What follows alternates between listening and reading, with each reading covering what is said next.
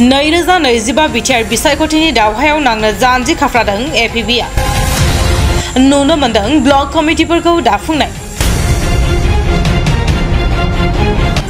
दिनैबो एपिबि राजखान्थि दोलोआ खैराबारि ब्लक कमिटिखौ आबुङै दाफुंबाय लोगोसे भेरगाव ब्लक कमिटिनि थाखाय कन्भेनर हान्जाखौ दाना बिबान होयो दिनै उदालगुरि जिल्लानि सिङाव थानाय भेरगाव बिष्णुराभा भवननि नब्लाङाव अनजालि दैमारिनि दैदेननाय APB alternative party of Bodoland हान्जाया खैराबारि ब्लक कमिटिनि आरो भेरगाव ब्लक कमिटिनि कन्भेनर बिबान दानानै लायो बे बिबान दानाय हाबाफारियाव बाहागो लायो एपिबि दोलोनि आफादगिरि अनजालि दैमारि एपिबिनि गोबां दैदेनगिरि बारगु एनडिपिनि सोद्रोमा बिथांमोना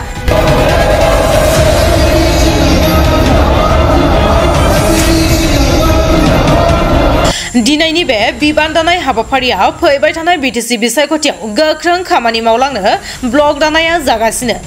मोनब्रैजि बिटिसि बियाबाव बिजाथि होना बिसायख'थि गेलेनो थियारिसै एपिबिआ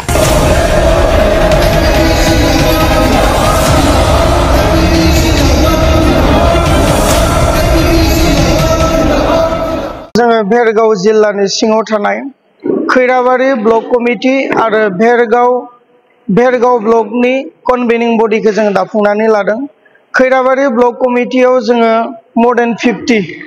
बेबायदियै बिबानफोरखौ जों होनाय जादों आफादगिरियाव जोङो लाबोदों गोमबोर बर' नेहाथारियाव जोङो लाबोदों सनजित कसारी थिग बेबायदिनो भाइस प्रेसिडेन्टआव जोङो लाबोदों गोबां व्यक्तिफोर आरो एजिएस आव जोङो लाबोदों अर्गेनाइजिं सेक्रेटारियाव लाबोदों बेबायदिनो more than 50 बेबायदि ब्लक वार्कार्स बा ब्लकनि मेम्बार्सफोरखौ दिनै जोङो लानानै दिनै जोङो खैराबारि ब्लक कमिटिखौ मोजाङै मोजां दाफुंनो हाबाय रायजो राजानि अननायाव लोगोसे भेरगाव ब्लक हिसाबै दिनै जोङो फुल प्लेजेड खालामाखै कनभेनिं बडि जोङो 14 जनिया कनभेनिं बडि जोङो दानानै होदों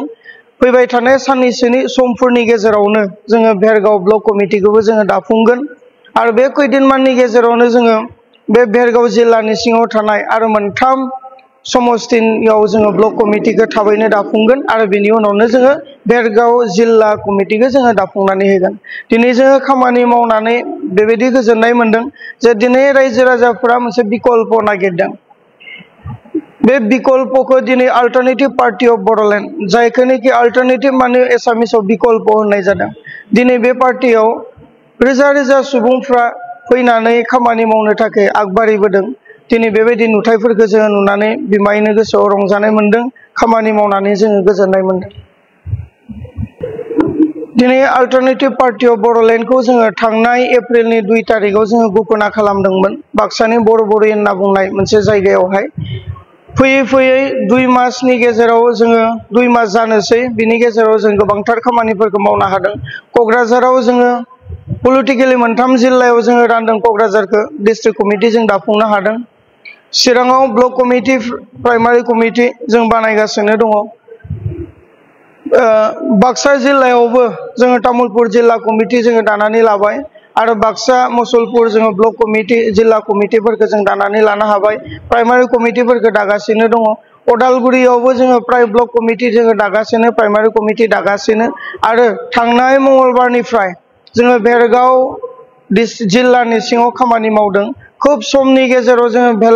भेरगाव जिल्ला कमिटिखौबो जों दाफुंगोन जे जोंनि उद्देश्यआ बेनो जों जाहाथे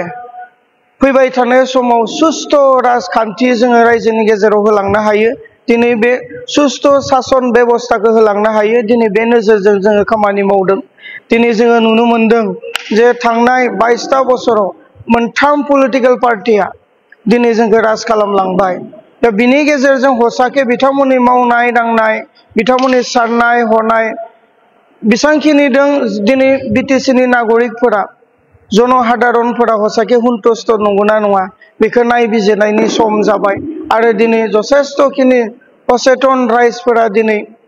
बुंनो नागिरदों जे बिथांमोना जिबायदियै बे 22 बोसोराव राज खालामलांबाय बेजों दिनै बिटिसिनि